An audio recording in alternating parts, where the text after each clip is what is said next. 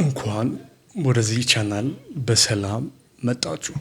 ዛሬ በዚህ ቪዲዮ ፍጹም ያልተረዳኑ ሴቶችም ሆኑ ወንዶች በፍቅር ውስጥ ስለምንሰራው ስህተት እንማማራለን። እርሱ ምንድነው? የመጀመሪያው ትልቁ ሀሳብ እኔ በፍቅር ውስጥ ከረፈደን በኋላ የተረዳሁት ነገር የጠቀመኝ ነገር ራስን ፍጹም መርሳት እንደሌለብን ራስሽን አትርሽ።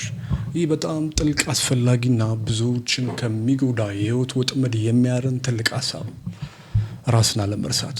ከሁሉም በላይ ማወቅ ያለብህ ነገር የራስን ዋጋ ሳታውቅ ለሌላ ሰው የምትሰጠው ፍቅር ዋጋ አይኖረውም።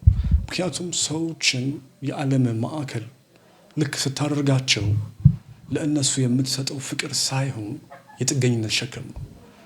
ሰዎችን አዳኝ አድርገህ ስትቀበል ወይም ደስታዬ ነሽ ብለህ ስታስቀምጣቸው ይጨነቃሉ። በጊዜ ሂደትም ይሸሹዋል። ሰዎች የሚሳቡት ሙሉ ጠንካራና ራሱን በሚያውቅ ማንነት እንጂ በሌላው ህይወት ውስጥ ራሱን ባጠፋ ሰው አይደለም። ራስን ካላከበርክ የምታሳየው እኔ በቂ አይደለሁም የሚል መልእክት በመሆኑ ሌሎችንም ያንኑ አስተሳሰብን አስተጋብተው ትሪት እንዲያደርጉ ወይንም ደግሞ እንዲያሳንሱ ያደርጋል። እንዴት ራስን ማክበር ይጀምራል ለሚለው ጥያቄ በአጭሩ እነዚሁን ኪውክሊ 3 ነጥቦች ላስቀምጥል። የመጀመሪያው አይ ማለትን መለማመዱ። የራስን ወሰን ወይንም ደግሞ ባውንደሪን ማስመር ይኖርብሃል።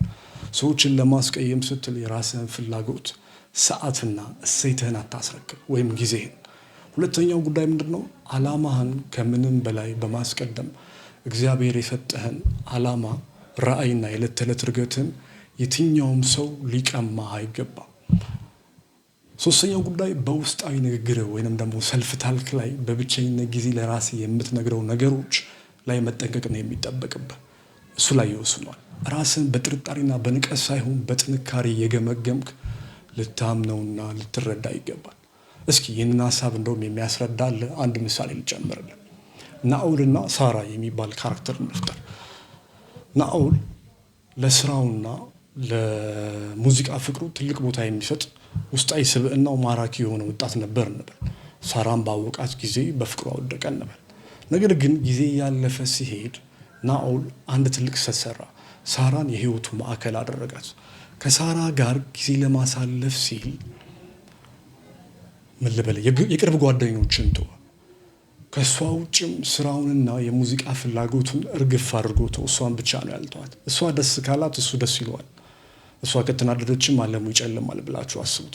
ራሱን ሙሉ በሙሉ አጥቶ የሳራ ጥላ ብቻ ሆነ ማለት ነው። በዚህ ጊዜ ምን ተፈጠረ?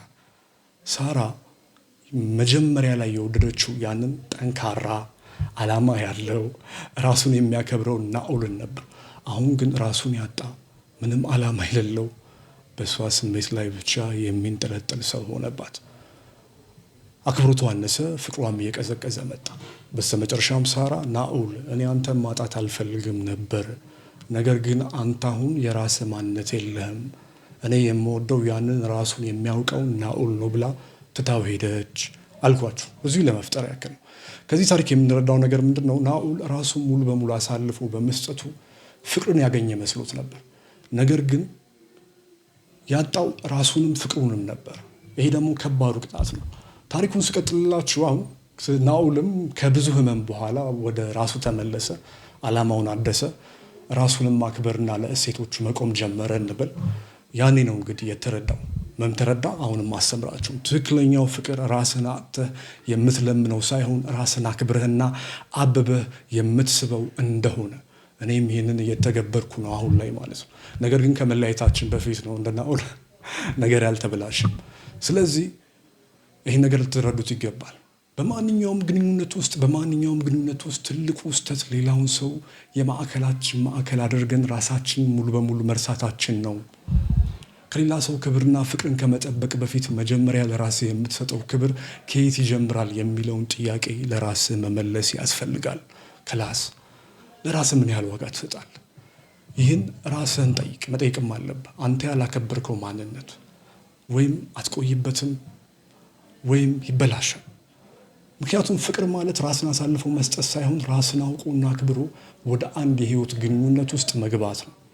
እውነተኛ ፍቅር ማንነትህን እንዲያብብ ያደርጋል እንጂ በምንም አይነት ተአምር በምንም አይነት መንገድ ራስን ሊያሳጣ አይሞክርም። ራስን እንድትወድ ያግዝሃል እንጂ ራስን እንድትጠራጠር አያደርግህም። ሁሌም ቢሆን ራሳችንን ማክበርን ልንረሳ አይገባም ማለት ነው። ስለዚህ ከልብህ አስተውል። ስንት ደቂቃው ነው? ከልብህ አስተውል። ይኸውልህ ራስን ሳታፈቅር ሌላን ሰው በትክክል ማፍቀር አትችልም። ይኸውላችሁ በመጀመሪያ ስለ ፍቅር አብዝተን የመጨነቅ ጉዳይ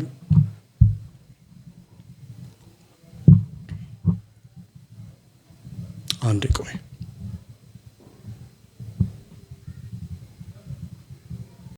ስለዚህ ነገር እንዳትረሱት ለማለት ያክል ቪዲዮ ልቀርጽ ነበር የተቀመጥኩት። ድንገት ማይ ካሜራ እና በስልኬ ያሰብኩትን ሰፊ ሀሳብ አጥር አድርጌ ያቀረብኩላችሁ። አይ ቲንክ እንደዚህ ቢሆን እንደውም መውር የተሻለ ይመስለኛል። ስለነበረን ጊዜ እጅግ በጣም አመሰግናለሁ። ፈጣሪ ያክብርልኝ። መልካም ጊዜ